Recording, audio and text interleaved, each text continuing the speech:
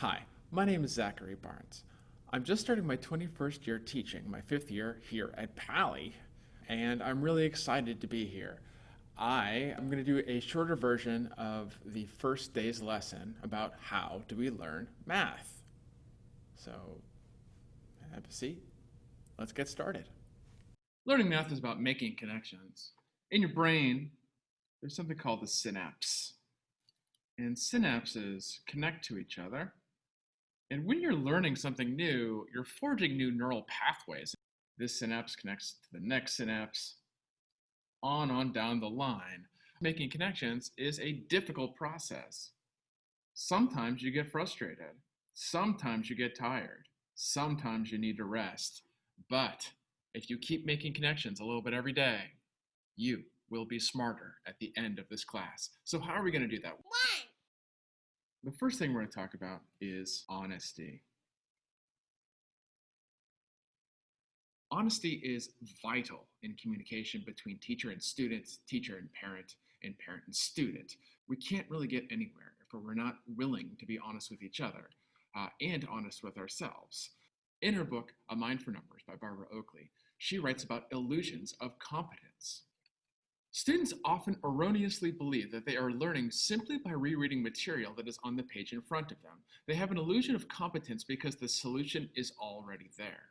This is a very common thing. Students believe they understand the material, but actually don't. What she suggests in her book to put the material away for a while, to rest with it, and then come back to see how much you can recall. The key to this is self-assessment. That's what the homework is for. You should know how you're doing before the tests and quizzes. Let's talk about the flow of information. 2. Every notebook page counts. Since mathematics is about making connections, we need to see the details as well as the big picture. The notebook is a place to see both, to look at how to solve problems and also to see how things connect. Pages are numbered, just like any book you would see on a shelf, to help keep order and to know when there are gaps.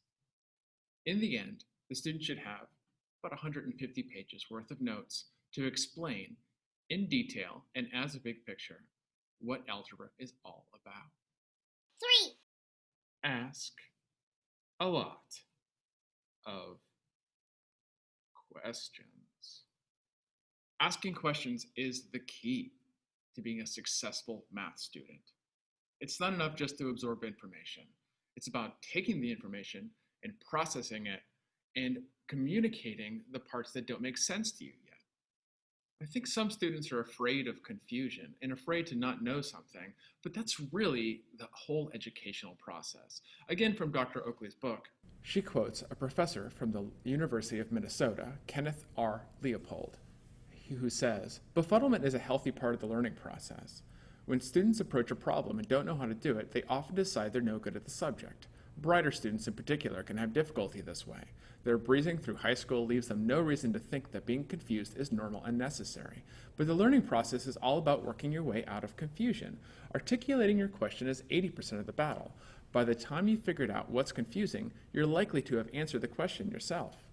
This is a hard part of the process for many students. Shyness or embarrassment a lot of times gets in the way, but it's a necessary part. I've seen students go from like 35th percentile up to 70th percentile just by asking a lot of questions. The more questions, the more learning. 4. But what happens when you make mistakes? Mistakes are part of the learning process, a necessary part. Number 4, redo your mistakes. Make mistakes early and often, and really analyze why you got something wrong. If you can self-assess and find your own mistakes, you can't lose in this class. There are going to be opportunities to fix your mistakes, to analyze them in this class. And then the tests and quizzes aren't so scary because you've already developed the neural pathways in your brain to understand the mathematics and to think on your feet and to eventually solve problems. 5. We finish by talking about the end result. Number 5, take pride in your growth and your work. I tell students a lot, This is your life's work. You don't start your life later, it's happening right now. The skills that you develop in math class to solve problems are the same skills you're going to use every day. Problems exist, and learning math can really help you with those.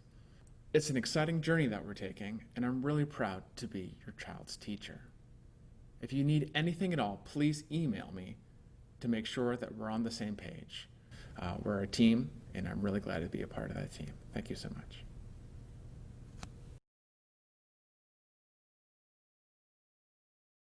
Hey, that spells heart.